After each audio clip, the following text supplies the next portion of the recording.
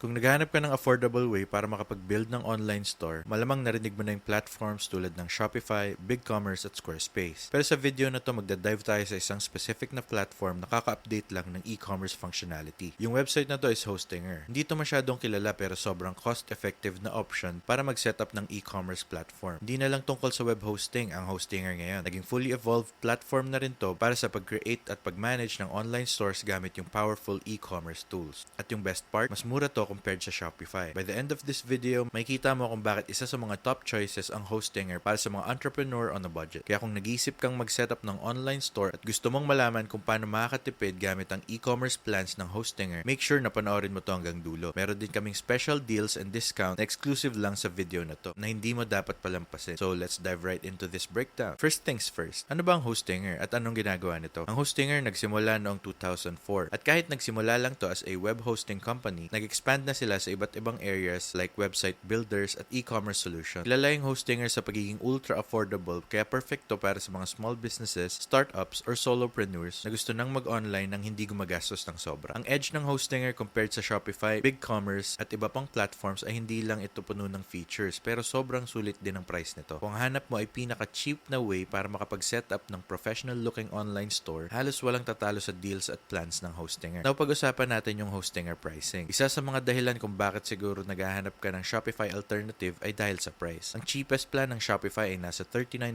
per month at hindi pa kasama yung transaction fees at app costs. Sa mga small businesses or side hustlers, pwedeng mag-add up yung gastos over time. Yung Hostinger on the other hand, mas mura. Yung e-commerce plans nila nagsisimula lang for $3.99 per month gamit yung business plan. Yes, tama ang narinig mo. For less than the price of a cup of coffee, meron ka ng full access sa e-commerce features ng Hostinger. Kung basic setup lang yung hanap mo, meron silang basic package na $2.99 per month. Ideal to para sa mga small businesses or individuals na gusto magbenta ng ilang produkto online. Kasama dito yung AI-powered website builder na pag-uusapan natin mamaya. Meron kang full access sa mga tools and yung ability na mag-create ng simple online store. Meron ding business plan for $3.99 per month, cloud startup plan for $7.99 per month, at cloud professional for $14.99 per month. Each plan ay may sariling benefits. Ang business plan ay perfect para sa mga basic e-commerce Shopify stores, habang ang cloud plans naman mas optimized para sa mas malalaking WooCommerce store. And yung cloud professional naman ay optimized para sa advanced WooCommerce store. Habang pinag-uusapan natin ang features ng mga plans ng Hostinger, may kita sila dito sa baba. Meron silang WooCommerce functionality, kaya kahit anong gusto mong ibenta, kayang-kaya yang i-manage sa e-commerce store mo. Each of those features ay very helpful like one-click WooCommerce setup, multiple payment solution, local and global shipping, and free pre-built templates. Baka ang iniisip nyo,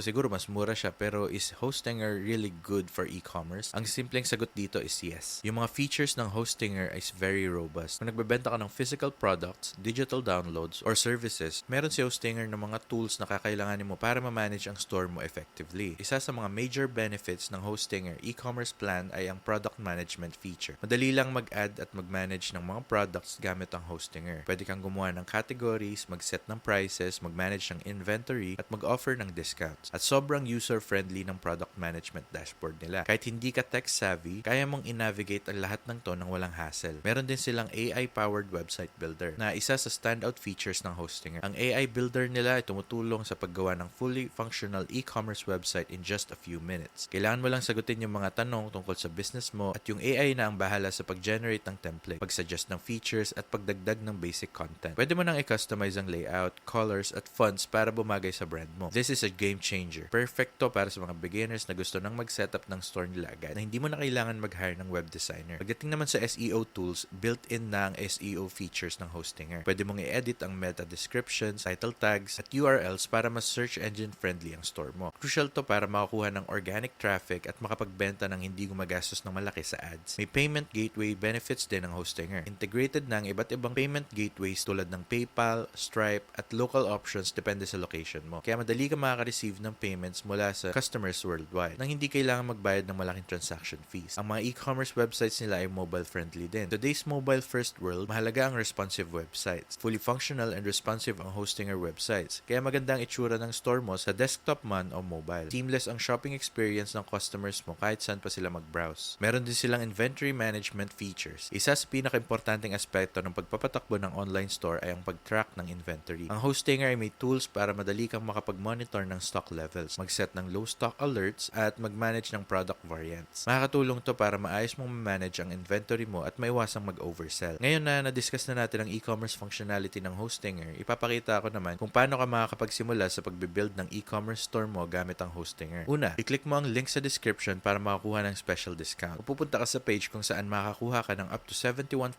off sa WooCommerce hosting. Kasama na ang free domain at SSL certification. I-click mo lang ang claim deal button at mapupunta ka sa pricing tiers. Piliin mo kung anong plan ang bagay sa e-commerce business mo. Kung nagsisimula ka pa lang, ang business plan ang perfect para sa'yo. Pag nakapili ka na ng plan, dadalhin ka niyan sa checkout page. Pag nasa checkout page ka na, select mo lang yung order mo, which is basically pipili ka lang kung gaano kadalas mo gustong magbayad sa Hostinger. Pwede kang pumili ng 1 month, 12 month, 24 month, or 48 month basis. Para makatipid ng malaki, piliin natin yung 48 month option na ang total ay nasa $480.